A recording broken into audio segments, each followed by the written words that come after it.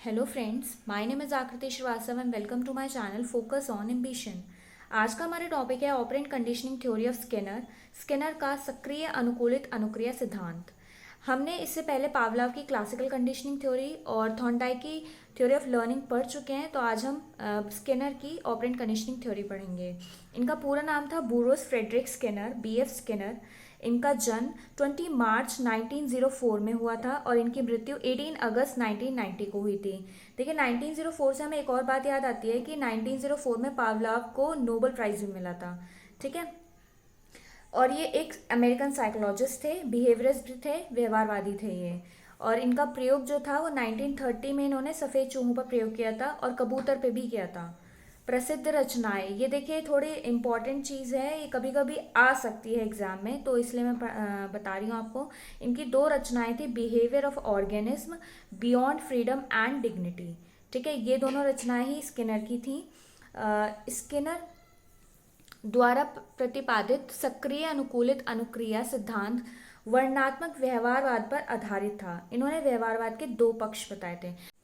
प्रतिक्रियात्मक व्यवहार, respondent behaviour. देखिए, रिस्पोंडेंट बिहेवियर वो होता है जो हम मतलब अपनी मर्जी से नहीं करते, वो अपने आप हो जाते हैं, वो रिस्पोंडेंट बिहेवियर होते हैं। फॉर एग्जांपल, जैसे हम आँख होती है तो आँख में हमारे कुछ चला जाता है तो हम पलके को झपकाते हैं, तो वो पलके झपकाना, या फिर अगर हमें कोई ऑल पेन चुभाए और हमारा उस अंग का थोड़ा टेढ़ा हो जाना या मतलब थोड़ा दूर हो जाना, तो ये सब रिस्पोंडेंट बिहेवियर होता है कि वो हम रिस्पॉन्ड करेंगे ही करेंगे, तो वो होता है प्रतिक्रियात्मक व्यवहार।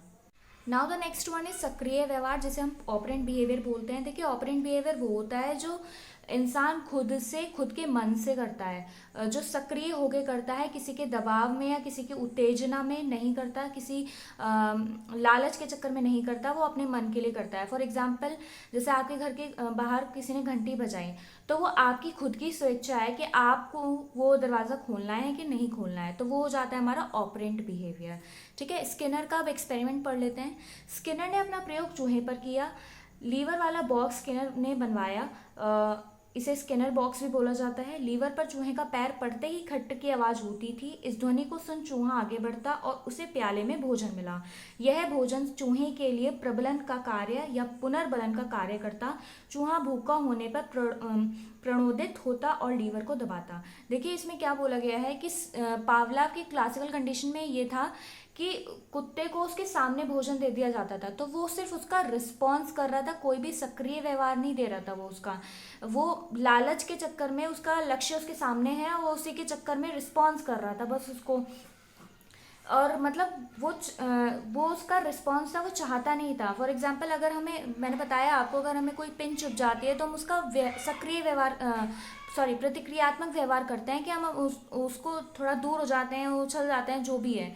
ठीक है, पर हम सक्रिय व्यवहार नहीं करते हैं। तो यहाँ पे जो बताया गया कि चूहा भूखा होने पर प्रणोदित होता और लीवर को दबाता, तो चूहा में सक्रिय व्यवहार आ गया कि मुझे जब ही खाना मिलेगा, जब मैं कोई काम करूंगा, कार्य करूंगा, ठीक है, और तभी मुझे उसका पुरस्कार मिलेगा, और इसे ही पुनर्बलन कहते हैं। देखिए, इस प्रयोग में चूहा सक्रिय व्यवहार करता है। ठीक है, सक्रिय व्यवहार ऑपरेंट बिहेवियर कर रहा है, अपने खुद की मर्जी से व्यवहार कर रहा है, जिसके स्वरूप उसे पुरस्कार प्राप्त हुआ। क्या हुआ यहाँ पे? उसको खाना प्राप्त हो गया, उसका पुरस्कार मिल गया उसको, कि उसने कोई कार्य करा, उसको उसका अच्छा परिणाम मिला। मतलब अच्छा कार्य, अच्छा परिणाम। कोई भी तरह का काम करने से पुरस्कार नहीं मिलता। ठीक है, यहीं पे कुत्ते ने क्या करा था, वो जस्ट कोई भी मतलब काम कर रहा था और उसको बस बाय चांस उसका पैर पड़ गया, तो वो चीज़ गलत थी, वो एक रिस्पॉन्स बोल सकते हैं, वो जस्ट रिस्पॉन्स था, कोई सक्रिय व्यवहार नहीं था। ठीक है, तो कोई भी तरह का काम करने पे पुरस्कार नहीं मिलता, इसलिए जिन कार्यों में पुरस्कार मिलता है वह कार्य जल्दी सीख लेते हैं। ऐसे ही बच्चों का भी है कि अगर मैं बोलूँ कि बेटा आपको एक चॉकलेट मिलेगी, आप मुझे पोएम याद करके सुनाओ, तो वो उसको पुरस्कार दिख गया, पुनर्बलन दिख गया, उसका मतलब उसको अपना लक्ष्य पता चल गया कि मुझे चॉकलेट लेनी है, तो मैं पोएम सुनाऊंगा। ठीक है, तो वो हमेशा याद करेगा, और वही चीज़ें बच्चे जल्दी सीखते हैं जिसमें उनको पुरस्कार या मेडल्स या ट्रॉफीज दी जाती हैं। देखिए, जो स्किनर की ऑपरेंट कंडीशनिंग थ्योरी है, इसमें पुनर्बलन बहुत बार आया है, री बोलते हैं इसको।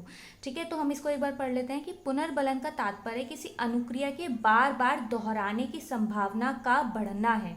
ठीक है, संभावना को बढ़ाना नहीं है, मतलब जबरदस्ती कोई चीज़ नहीं है, वो खुद एक सक्रिय बिहेवियर है। और उसी से बच्चा, जब आप उसको बोलेंगे कि आपको मैं यहाँ घुमाने ले जाऊँगा, तो अगर आप इस बार क्लास में फर्स्ट आएंगे, तो वो उस चीज़ को ज़रूर देखता है, उस चीज़ को ज़रूर प्राप्त करने की कोशिश करता है और बार बार फर्स्ट आने की कोशिश करता है। ठीक है, यह प्राणी के व्यवहार को बल प्रदान करता है, जो भी कार्य है उसको बल प्रदान करता है करने की, खुद से करने के लिए। अब देखिए, पुनर्बलन भी दो तरीके के होते हैं, एक होता है सकारात्मक मतलब पॉजिटिव रीइंफोर्समेंट, और एक नकारात्मक जिसे नेगेटिव रीइंफोर्समेंट बोल सकते हैं। देखिए, रीइंफोर्समेंट को हम एक तरह से मोटिवेशन भी बोल सकते हैं। सकारात्मक पॉजिटिव मोटिवेशन मिलेगा और नकारात्मक में नेगेटिव मोटिवेशन मिलेगा। देखिए, जो सकारात्मक है उसमें सक्रिय प्रतिक्रिया की संभावना में वृद्धि होती है। अगर हम किसी बच्चे को पॉजिटिव पुरस्कार देते हैं या पॉजिटिव रीइंफोर्स करते हैं उसको, तो वो जो है उस काम को करने में उसकी ग्रोथ होती है, उस काम को करने में वृद्धि होती है। जैसे पुरस्कार दिया या ट्रॉफीज़ दी, तो आपने अक्सर देखा होगा कि बच्चों को ट्रॉफीज़ या स्कॉलर्स होने की बहुत ही चाहत होती है कि मुझे अपनी क्लास में फर्स्ट आना है, मुझे अपनी क्लास में मॉनिटर बनना है, ये सब बच्चों में बहुत होता है। ठीक है, तो ये सब क्या होता है, पॉजिटिव रीइंफोर्समेंट है। ये बच्चों को मौके दिए जा रहे हैं अपनी क्लास में कुछ भी अचीव करने के लिए। और दूसरा है नकारात्मक पुनर्बलन, जिसे नेगेटिव रीइंफोर्समेंट या नेगेटिव मोटिवेशन तो नहीं होगा, ये नेगेटिव मोटिवेशन नहीं बोल सकते। नेगेटिव रीइंफोर्समेंट जो होता है वो सक्रिय प्रतिक्रिया की संभावना में कमी करता है। इसे सिंपल दंड बोल सकते हैं, पनिशमेंट बोल सकते हैं, कि अगर आप किसी भी तरह के बच्चे को पनिशमेंट देंगे तो उसके मन में एक हीन भावना ज़रूर आती है। और अगर आप क्लास के सामने दे रहे हैं, 4-5 बच्चों के सामने दे रहे हैं, तो उसका तो कॉन्फिडेंस लेवल बिल्कुल ही लो हो जाता है।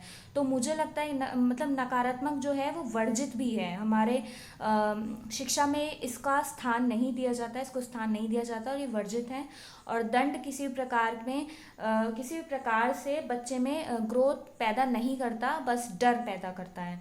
तो डर में बच्चा नहीं सीख पाएगा कभी भी। Now the last topic is शिक्षा में प्रयोग। शिक्षा में किस प्रकार ये प्रयोग किया जा सकता है। तो सबसे पहला पॉइंट है, विषय वस्तु को छोटे छोटे टुकड़ों में विभाजित करके अध्ययन में दी जानी चाहिए। कि जो भी आपका बच्चे का जो भी सिलेबस है, तो हम उसको छोटे छोटे टुकड़ों में यूनिट वाइज हम करते क्यों हैं, इसीलिए तो करते हैं कि बच्चे को जो भी हार्ड चीज़ें हैं वो छोटे टास्क में बांट करके, छोटे यूनिट्स में बांट करके ईजिली गेन कर सकें। नेक्स्ट है, जटिल कार्य को सिखाने हेतु इस संबंध का प्रयोग किया जा सकता है। जटिल कार्य जैसे, अब मान लीजिए आप अपने ऊपर ही एक एग्जाम्पल ले सकते हैं कि 2 पेज का आंसर है, अब उसको याद करने में कितना टाइम लग जाएगा। पर अगर वहीं पे हम उस 2 पेज के क्वेश्चन को पॉइंट्स में लिख लें या मेन पॉइंट्स बना लें, तो वो ही इतना बड़ा काम कितना आसान हो जाएगा। और मुझे लगता है सिर्फ 5-10 मिनट ही हमें लगेगा उन पॉइंट्स को, 2 पेज के पॉइंट्स को याद करने में। ठीक है, तो जटिल कार्यों को ईजी करने में बहुत कामयाब होता है ये। और नेक्स्ट है, त्रुटियां दूर करने में सहायक। देखिए, बार बार की गई त्रुटियां बार बार, तो इसमें कितना टाइम कंज्यूमिंग हो रहा है। तो वो जो है त्रुटियों को दूर करता है, वो भी, उसमें भी ये बहुत सहायक होता है। नेक्स्ट है, शब्द भंडार में वृद्धि के लिए सहायक होता है ये। स्किनर का मत है, जब कार्य में सफलता मिलती है तो संतोष प्राप्त होता है। ये संतोष क्रिया को बल प्रदान करता है। देखिए, आपके ऑफिस में या आपके डेली लाइफ में भी अगर आपके टीचर्स या आपके बॉस किसी चीज़ को अप्रिशिएट कर दें, तो वो आप उस काम को ज़रूर दोबारा करेंगे। तो इस क्रिया से क्या होता है कि जो अच्छे काम हैं, जो अच्छा वर्क है, उसके प्रति हमारे क्या होता है, बल प्रदान होता है। उस कार्य को दोबारा करने के लिए बल प्रदान होता है। आप में मोटिवेशन आ जाता है, कॉन्फिडेंस आ जाता है। अगर आपने एक बार अपनी क्लास में डिबेट दे दी और वो उसमें तालियां बज गई, तो आप चाहेंगे दूसरी बार भी डिबेट मैं ही बोलूँ। ठीक है, तो इस स्किनर ने ये चीज़ बोली है इसमें। और नेक्स्ट है, लास्ट है, इस सिद्धांत में व्यक्ति को उद्दीपन कंट्रोल नहीं करता, वह स्वेच्छा से व्यवहार करता है। देखिए पिछले जो पावलाव जो क्लासिकल कंडीशनिंग थ्योरी थी उसमें यही था कि उद्दीपन उसको कंट्रोल कर रहा था, वो रिस्पॉन्स अकॉर्डिंग टू उद्दीपन कर रहा था, जैसा उद्दीपन था वो उसके अकॉर्डिंग वो रिस्पॉन्स कर रहा था। पर यहाँ पे जो है वो खुद के व्यवहार, मतलब खुद का जैसे बोल सकते हैं मेरा मन होगा तो मैं करूँगी, नहीं होगा तो मैं नहीं करूँगी।